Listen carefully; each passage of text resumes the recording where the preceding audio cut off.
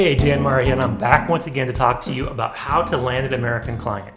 This is a video series designed for Filipino virtual assistants looking to have more business from American clients. And today's topic is I'm going to talk to you about how to nail your VA interview. How does a Filipino virtual assistant ensure that they have a much better chance of getting the yes at the end of the interview?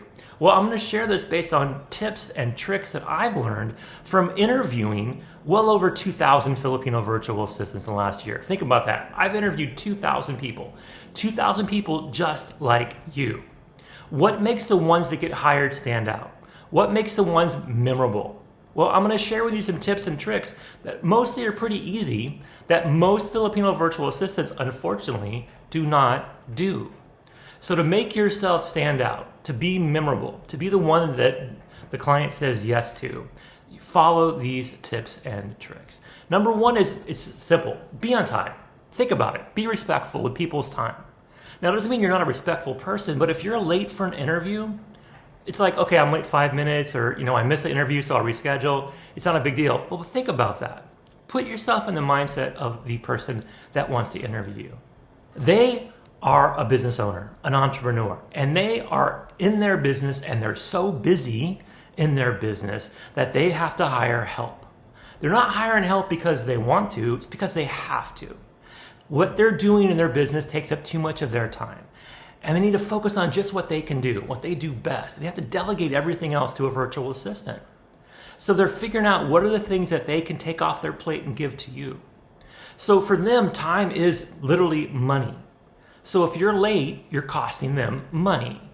Don't forget that. Show them the respect that they deserve, and then they'll show you the respect you deserve. Be on time, if not a few minutes early. You should be on that Zoom call 5 minutes before the interview starts. If you're serious about the job, if you really want that client, be on time. Number two, know the client. This is another one that kills me. We live in an age where you can literally look up anything on your phone in a matter of seconds. Yet most VAs don't come to the interview with a single clue about the company, besides what maybe they read in the original job post. Now, I know most people that are applying for jobs on Online Jobs PH, or even through Upwork or Fiverr, or people that are looking for jobs through Facebook groups, they're not actually looking at the client. They just want a job, so they're throwing out resumes. I see massive amounts of wasted time because people are not seriously considering who they're working for. It's an obvious match or mismatch. If you look at their Facebook page, if you look at their website and you see what they're about and you see the kind of thing they're doing, you can say to yourself, honestly, yeah, I can do that. Or, you know what, that's not my cup of tea. That's not really what I want to do right now. I'm not really ready to commit to something like that. Save yourself time. Save the client time. Know the client, right? Spend 3 minutes before the interview looking at their website or their Facebook page or whatever it is you can find on their social media about them. And if you say something about, hey, I look at your website and I love this, if you compliment them on something they're doing on social media, that will stand out because nobody else does it. Why is that? Why do so few applicants take the time to look at the client stuff beforehand? Because they're too busy, because they're rushing, because they really want a job, but they're not serious about getting this job. Wanting a job versus wanting this job. Think about that. You want to be coming across the interview that you want this job, not any job. Nobody wants to hire somebody who will work for anybody. People only want to hire the ones that want to work for them. Let that settle in your head for a second. Next thing I'll talk about really is when the interview starts, you want to have some things prepared, right? So as that interview is ready to kick off, you want to make sure you're minding your background. Mind your background. What's behind you, right? It should be something not distracting. If you're somewhere where people are coming behind you, it's horrible. If you're somewhere with a lot of noise, it's horrible. It's horrible for the interviewer. Think about it again in their perception, in their situation, and what they're doing. They're seeing somebody who couldn't find a space to allocate 15 minutes of time where it's quiet and it's not distracting. So how are they going to work if everything around them is always loud and distracting?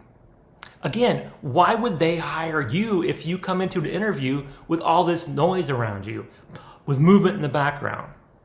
or with crazy unprofessional stuff in the background. I've had people try to interview from restaurants and it just doesn't work. It's loud, dishes are clanging, people were saying things behind them. It's just really, really difficult to focus on that person and take them serious. Now, if you're the kind of person who thinks that you don't care about that, then you're probably not going to get a lot of great jobs that are going to last a long time. That's a reality check. So again, I'm sharing with you the tips you need to be able to excel at interviewing, to really stand out. So it's upon you.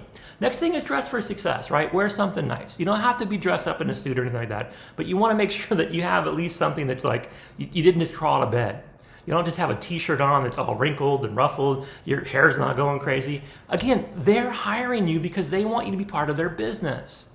You're not an Uber driver or a Grab driver. You're not Food Panda.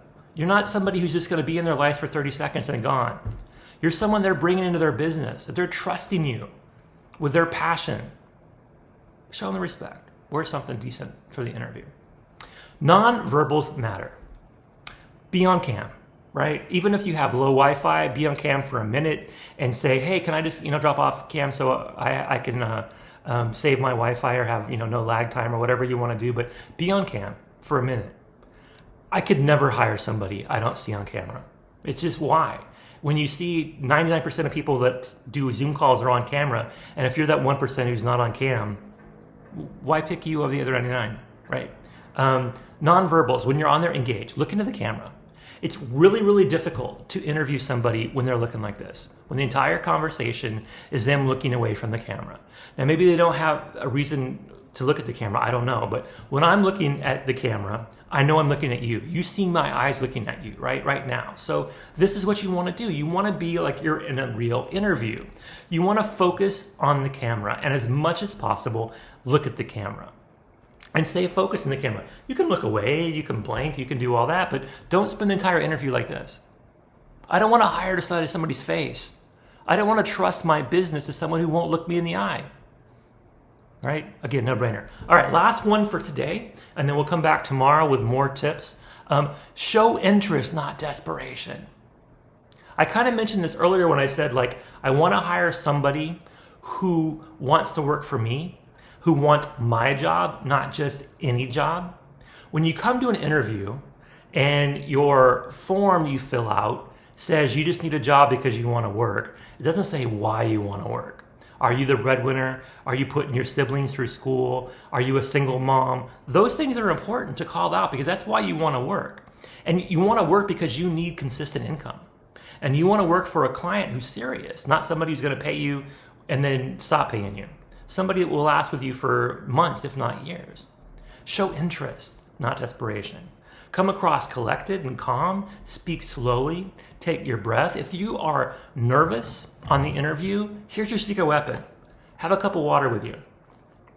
If you are nervous and you aren't sure what to say and you lock up, you grab the water. If you are losing your way, you're talking and you figure out, oh my God, I've lost my point, stop, take the water. When you do that, they will give you a benefit of the doubt. They'll let you reset your thinking. But if you keep rambling, or if you keep talking, or if you're so nervous you're not making sense, or if you're so nervous you can't talk, then they're going to think, this person's not right for me. But if you grab that water and you take that to momentarily slow things down, take a beat, you'll be fine, right? So these are some tips you can do as the interview's getting ready. Before you say a word, before they say a word, you want to make sure that you're on time, that you study the client, that you understand you have a good background, that you dress for success, that you're prepared to do the nonverbal things like looking into the camera, and that you're going to show interest, not desperation. Be cool, be calm, be collected, and nail that interview with the American client. I'll be back again with more tips in the next video. Thank you for your time. Please subscribe to our channel. Now get out there and have an amazing day.